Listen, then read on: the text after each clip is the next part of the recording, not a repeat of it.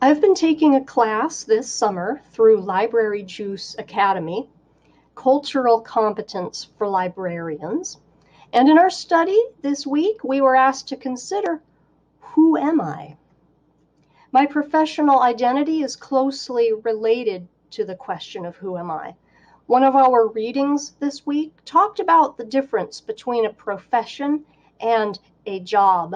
That was unpacking identity, racial, ethnic, and professional identity and academic librarians of color by Gonzalez Smith, Swanson, and Tanaka in The Librarian Stereotype, Deconstructing Perceptions and Presentations of Information Work, a book that was edited by Pagowski and Rigby.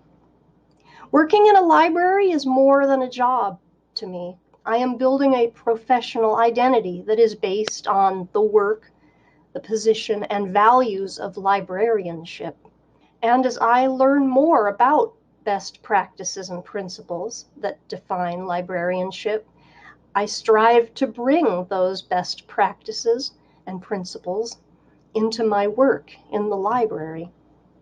Being a member of invisible minorities as part of my social identity, I have a personal as well as professional commitment to serve diverse populations.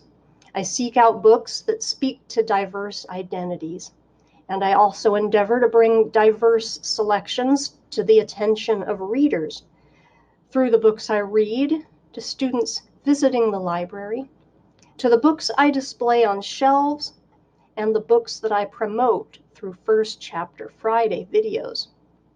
I want to share a quote that really speaks to the need for members of a minority to be seen and accepted. This is from Small Town Pride by Phil Stamper, a book for upper elementary students, age range 8 to 12. The adult who is speaking explains to the town's mayor, essentially, you'll learn that there are a lot of queer people out there. And when they don't receive the support they need, at best, they leave and find a welcoming environment, and they still deal with this trauma their whole lives, at best. She is speaking, of course, about the need to feel safe for people who are LGBTQIA+, but you can apply a similar need for safety, for understanding, for other minorities too. Speaking of myself, my race is probably the most visible aspect of my identity.